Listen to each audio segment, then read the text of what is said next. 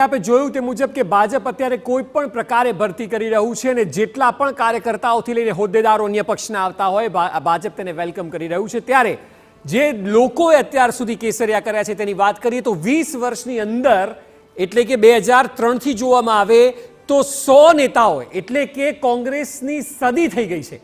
અહીં નરહરી અમીન જેવા નેતાઓ પણ આવી જાય, તમામની વાત કરીશું, પરંતુ છેલ્લા 3 મહિનાની જો વાત કરવામાં આવે તો 3 મહિનાથી તો અવિરત પક્ષ પલટાનો પ્રવાહ ચાલી જ રહ્યો છે। એવું લાગી રહ્યું છે કે અન્ય પક્ષમાંથી ભરતી મેળો ભાજપમાં થઈ રહ્યો હોય તેવી સ્થિતિ છે અને એટલે 3 મહિના બાદ જો 2 મહિનાની વાત કરીએ તો છેલ્લા 2 મહિનામાં તો 4 ધારાસભ્યોએ રાજીનામા આપ્યા છે। જે 4 ધારાસભ્યો એ આમ આદમી પાર્ટી કોંગ્રેસ અપક્ષ સુધી છે, પરંતુ 4 ધારાસભ્યોએ ભાજપનો ખેસ ધારણ કર્યો છે, જેમાં આમ આદમી પાર્ટીના 1, કોંગ્રેસના 2, અપક્ષના 1 એમએલએ દ્વારા કેસરિયા કરવામાં આવ્યા છે છેલ્લા 60 દિવસની અંદર।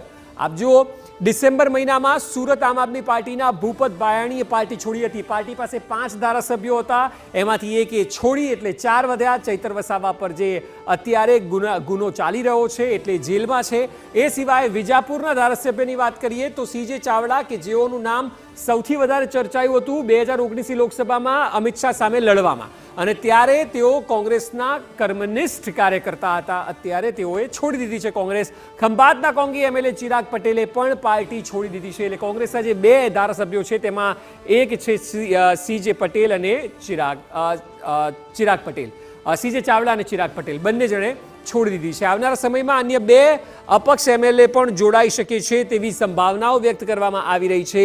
અને જે 2 અપક્ષ એમએલએ છે તેમની પણ વાત કરીશું તો તેમાં છે ધાનેરાના માવજી દેસાઈ, તેઓ કેસરિયા કરશે। એટલે આપ જુઓ કે 4 ધારાસભ્યોની જે વાત થઈ રહી છે તે 6 થઈ શકે છે આવનારા થોડા દિવસોની અંદર।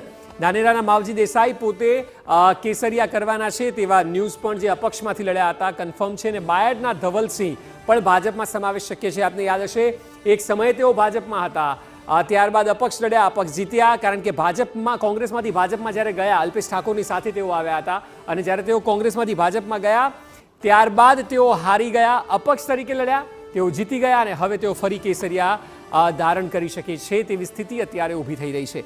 એટલે ઓવરઓલ આપ જોશો તો કોઈ પણ સ્થિતિમાં અત્યારે ભારતીય જનતા પાર્ટી લોકોને આવકારી રહી છે અને 2024ની તૈયારી થઈ રહી છે। આ તો થયા રાજકીય સમાચાર।